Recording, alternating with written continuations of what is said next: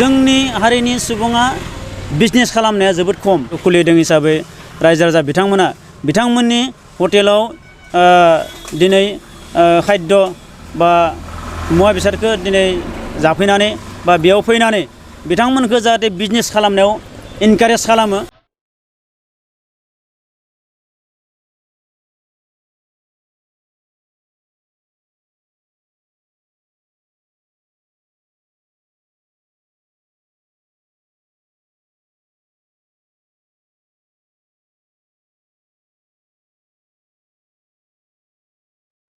दिनैनि बे गरेस्वर ओनसोलाव गरेस्वरनि बे हायर सेकेन्डारि आरो कलेजनि बे खाथियाव लामा खाथियावनो जोङो मोनसे सना हटेल होननानै गंसे दखान खुलिनाय जादों।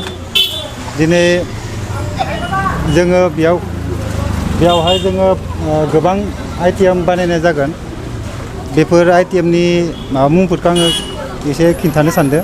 दा बेफोर आइटेमनि मुंफोरानो जाबाय जेनेबा ओंखाम माने फ्राय ओंखामबो मोनगोन आरो ना बेदर मानेकि जोंनिया बे ब्रयलार बेदर आरो अमा बेदर बेनिफ्राय आरो थाबावगोन जोंनिया बिनि अनगायैबो परथा रुटि आरो बे चावमिनफोराबो थागोन। बेफोर गासैबो बेयाव गासैखौबो मोनजोबनो हागोन। नोंसोरो जुदि सोरबा जानो गोसो दङब्ला सोरबा जानो लुबैयोब्ला नोंसोरो बेयावहाय फैनानै जाफैनो हागोन आरोखि। जोङो सेस्था खालामगोन नोंसोरनि जेसेबां लुबैनाय बेखौ बानायनो नाजासिगोन। बेखिनिखौनो बुंनानै आङो बेयाव फोजोबो आरो। दिनै गरेस्वर ओनसोलनि रायजो राजाफोरनि थाखाय मोनसे मोजां खौरां। बलेन बर' आरो करेन बर' बिथांमोन सानैजों लोगो नांनानै नैबे हायार सेकेन्डारिनि मोखाङाव सना हटेल मोनसे बिथांमोना दिनै बेखेवदों। दा बे हटेलाव गोबां रोखोमनि जानाय खाद्य ओंखामनिफ्राय लानानै रुटि चावमिन जोंनि जि जानाय मुवा बेसाद बेफोर गासैबो रोखोमनि जानायफोरखौ बे हटेलाव मोननो हागोन। आरो बिथांमोना जोबोद उन्नत गोजौ थाखोनि मोनसे संनायनि बेबस्था खालामनानै बिथांमोना गोथाव मोनसे जानायनि बेबस्था बिथांमोना खालामगोन बे हटेलाव। दा ओंखायनो आसा खालामदों जोंनि हारिनि मानसिया बेयाव जिहेथु हटेल मोनसे बेखेवदों खुलिदों।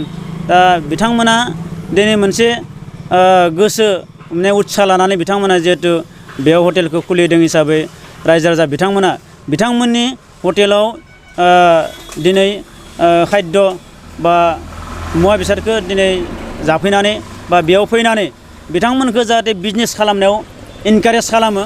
दा बेखौ आं खावलायगोन। मानोना जोंनि हारिनि सुबुङा बिजनेस खालामनाया जोबोद खम।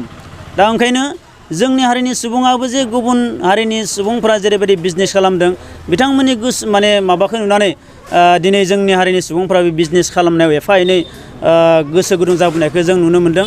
आरो बेनिखायनो जिहेथु जोंनि मानसिनि सुबुङा बिजनेस खालामनायाव जोबोद खम हिसाबै दा बिथांखौबो जाहाथे जोंनि मानसिफ्रानो बिथांनि हटेलाव फैनानै जाहाथे बिथांखौ बिजनेस खालामनायाव बिनिख्रुइ आरो साबसिन मोनसे बिजनेस मोनसे गोजौ थाखोनि बिजनेस खालामनायाव जाहाथे उत्साह खालामो। दा बिनि थाखाय बिथांनि हटेलाव फैनानै जाहाथे जोङो बयबो हाबफैयो आरो बिथांनि नैबे हटेलाव हाबफैनानै जाहाथे बिथांनि खाद्यफोरखौ जोङो जाफैयो। दा बेखौ आं खावलायगोन। दा बिथांमोना मोनसे मोजां सिस्टेम खालामदों बेयाव। दा बे सिस्टेमफोरजों बिथांमोना जानाय खाद्यफोरखौ मोनसे गोजौ थाखोनि बिथांमोना खालामनो नाजादों। दा बेनिखायनो जों बयबो फैगोन बेयाव। आं आसा खालामो दे जोंनि मानसिफोरनि बिजनेसखौ जाहाथे गोजौ थाखोआव लांनायाव जोंनि मानसिफ्रा हेफाजाब खालामनांगोन। मानोना जोंनि मानसिफ्रा बेयाव फैनानै जाफैबासो बिथांनि हटेला जौगालांगोन आरो बिथांमोना गावनि न'खरखौ खुंनायाव हयथ' बिथांमोना सोलिलांनो हागोन। दा बेबायदिनो बिथांमोन